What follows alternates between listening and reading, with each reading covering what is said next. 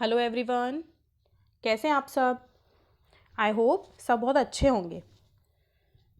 So in this class I will explain you some remaining questions of exercise 3.3. In the last class we have done till question number 4. So today I am starting with question number 5. So the question number 5 is the measures of two adjacent angles of a parallelogram are in the ratio 3:2. Find the measure of each of the angles of the parallelogram. तो इस question में आपको एक parallelogram के दो adjacent angles given हैं, दो adjacent angles का रेशो गिवन है विच इज़ 3:2 और इसकी हेल्प से हमें पैरेललोग्राम के बाकी के जो जितने भी एंगल्स हैं उनका मेजरमेंट फाइंड करना है। तो पैरेललोग्राम में कितने एंगल्स होते हैं? 4। तो देखिए सबसे पहले हम क्या करेंगे, रेशो का हमने यूज़ किया तो हमने क्या माना कि ये जो रेशोज़ हैं इनको आप जब सेपरेट करेंगे तो सपोज़ ये आपका एक पैरेललोग्राम है A B C and D, ठीक है। अब यहाँ पर बात की गई है एडजेसेंट एंगल्स की, तो मैंने लेट कर लिया कि वो एडजेसेंट एंगल्स जो है वो क्या है, ए एंड बी। तो जो आपका एंगल ए कितना हो गया, रेशो से सेपरेट करेंगे तो 3x और एंगल बी कितना हो गया 2x। अब देखिए अब आपको एक प्रॉपर्टी पता है, कौन सी, कि जो सम होता है एडजेसेंट एंगल्स का पैरेललोग्राम का वो कितना होता है 180 डिग्री होता है। यानी कि आप क्या रख सकते हैं, एंगल ए और एंगल बी के सम को 180 डिग्री के इक्वल रख सकते हैं। और फिर यहाँ पे आप क्या करेंगे, साइड में हमें प्रॉपर्टी भी डिफाइन करनी होती है, तो हमने यहाँ पे प्रॉपर्टी को डिफाइन कर दिया, sum of adjacent angles of parallelogram.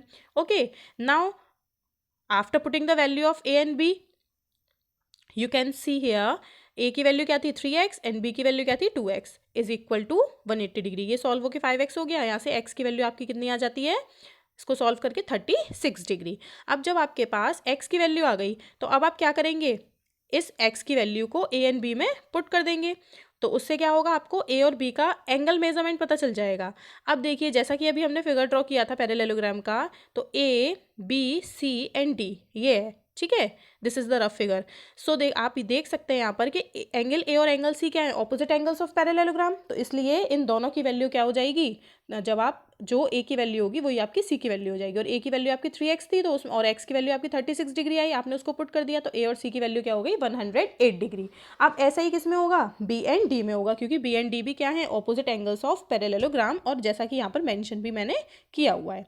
तो जब आप क्योंकि बी की वैल्यू 2x है तो डी की भी वैल्यू 2x हो जाएगी और एक्स की वैल्यू 36 डिग्री आप पुट करेंगे तो ये आपका आ गया 72 डिग्री। तो आपके जो एंगल्स बनेंगे पैरेललोग्राम के, आप ऐसे देख सकते हैं कि हमने ऐसे लिया था A B C and D. तो ए आपका कितने का आ गया, ए आपका आ गया 108 डिग्री, बी आपका आ गया 72 डिग्री, फिर सी आपका कितना है 108 डिग्री एंड डी आपका कितना है 72 डिग्री। ये आपके हो गए चारों एंगल्स, ठीक है। ठीक है, तो अब हम मूव करते हैं क्वेश्चन नंबर 6 पर। Now I am reading the question. Two adjacent angles of a parallelogram have equal measure. Find the measure of each of the angles of the parallelogram. अब यहाँ पर क्या है कि एडजेसेंट एंगल्स के बारे में ही बात की गई है पैरेललोग्राम के, बट यहाँ पर हमें एक चीज़ ये दे दी कि जो एडजेसेंट एंगल्स हैं पैरेललोग्राम के वो क्या हैं, इक्वल मेजर के हैं। तो अब हम यहाँ पर क्या करेंगे, देखिए एडजेसेंट एंगल्स में मैंने फिर से क्या लेट कर लिया कि वो एडजेसेंट, तो यहाँ पर ए एंड बी क्योंकि इक्वल मेजरमेंट के हैं तो इसलिए हमने उन दोनों को क्या मान लिया, एक्स मान लिया। अब यहाँ पर भी आपकी प्रीवियस क्वेश्चन वाली प्रॉपर्टी लग जाएगी, क्योंकि ए एंड बी आपके क्या है, एडजेसेंट एंगल्स ही हैं, तो यानी कि angle A plus angle B is equal to आप क्या ले सकते हैं 180 डिग्री। और रीजन आप यहाँ पर डिफाइन कर देंगे, sum of adjacent angles of parallelogram. अब ए एंड बी दोनों की वैल्यू कितनी है, एक्स, तो हमने पुट कर दिया, तो एक्स प्लस एक्स ये आपका कितना हो गया 2x is equal to 180 degree. तो इसको सॉल्व करके एक्स की वैल्यू कितनी आ गई 90 डिग्री। अब जब एक्स की वैल्यू आ गई तो अब आप फिर से वही करेंगे, एंगल ए किसके इक्वल होगा, एंगल सी के, क्योंकि ऑपोजिट एंगल्स हो जाएंगे वो पैरेललोग्राम के। यानी कि ए की वैल्यू अगर 90 डिग्री है तो सी भी कितने का हो गया 90 डिग्री, और ये रीजन आपने लिख दिया ऑपोजिट एंगल्स ऑफ पैरेललोग्राम। और ऐसे ही क्योंकि बी भी एक्स का है तो इसलिए बी और डी क्या है, ऑपोजिट एंगल्स हैं, तो ये इन दोनों की वैल्यू भी कितनी हो जाती है 90 डिग्री। यानी कि अगर हम रफ फिगर में बात करें तो A B C and D, तो ये आपके जो पैरेललोग्राम के चारों एंगल हैं वो कितने के आ जाते हैं 90 के, ठीक है। तो अब हम मूव कर रहे हैं क्वेश्चन नंबर 7 को. This is the question number 7.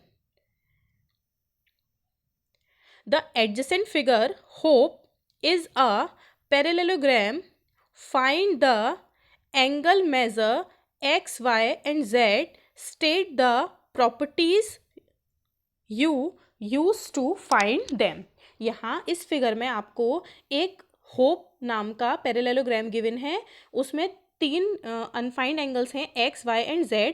आपको उनकी वैल्यूज़ को फाइंड आउट करना है और प्रॉपर्टीज़ को भी मेंशन करना है कि आपने उन वैल्यूज़ को फाइंड करने में पैरेललोग्राम की कौन सी प्रॉपर्टीज़ को यूज़ किया है. ठीक है, तो अब हम यहाँ पर देखेंगे. सबसे पहले जो हमारी इजी एक्सिस है वो देखिए क्या है. अब आप यहाँ पर देख सकते हैं कि यहाँ पर है y is equal to 40 degree और मैंने इसके लिए रीज़न क्या लिखा हुआ है, ऑल्टरनेट इंटीरियर एंगल्स. अब हम देखते हैं कि ये कैसा है. तो इसके लिए हम चलते हैं फिगर पर. तो फिगर आपके सामने है. तो देखिए ये आपकी क्या थी, H E and O P parallelogram की ऑपोजिट साइड्स हैं यानी कि पैरेलल हैं. तो H E and O P आपकी हो गई पैरेलल लाइंस. 7th में हमने पैरेलल लाइंस की प्रॉपर्टीज़ को बहुत अच्छे से रीड किया हुआ है बट मैं रिपीट कर रही हूँ, आप ध्यान से सुनेंगे. तो देखिए H E and P O हमारी क्या है, पैरेलल लाइंस हैं और ये जो एच पी है ये इनके लिए एक ट्रांसवर्जल हो गई. ठीक है, तो ये ट्रांसवर्जल जब कट कर रही है तो जो 40 डिग्री है और जो वाई है वो हो जाते हैं आपके ऑल्टरनेट इंटीरियर एंगल्स. और ऑल्टरनेट इंटीरियर एंगल्स की वैल्यू सेम हो जाती है, सेम होती है. तो इसलिए वाई की वैल्यू सीधा सीधा कितनी हो गई, 40 डिग्री. और हमने यहाँ पर जो प्रॉपर्टी यूज़ की उसको मेंशन कर दिया. तो हमें पहली वैल्यू मिल गई वाई की. अब देखिए अब हमने क्या किया, नेक्स्ट हमने लिया एंगल एच एंड एंगल ओ.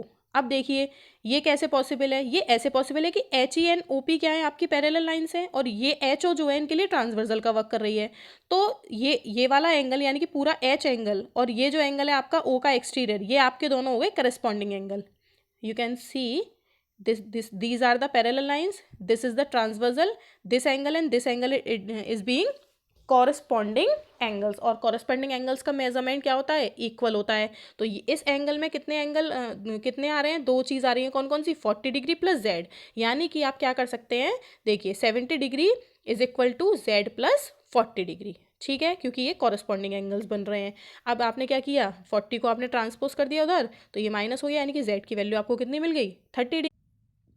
तो y की वैल्यू फाइंड हो गई, z की वैल्यू फाइंड हो गई. अब हमारा रह जाता है x. अब x के लिए हमने क्या किया, देखिए फिगर में देखेंगे कि ये जो E है और H है ये आपके पैरेललोग्राम के क्या हैं, एडजेसेंट एंगल्स हैं. और एडजेसेंट एंगल्स का सम कितना होता है, 180 डिग्री. तो देखिए हम यहाँ पे क्या रख सकते हैं, क्योंकि E की वैल्यू में दिया हुआ है x और H है आपका 40 प्लस z. तो देखिए हम क्या रख सकते हैं, x plus z plus 40 is equal to 180 degree. और रीजन भी हमने क्या मेंशन कर दिया, एडजेसेंट एंगल्स ऑफ पैरेललोग्राम. अब आपने क्या किया कि आपके पास z की वैल्यू थी यहाँ से, तो आपने z की वैल्यू को 30 डिग्री पुट कर दिया. अब 30 प्लस 40 आपका 70 हो गया.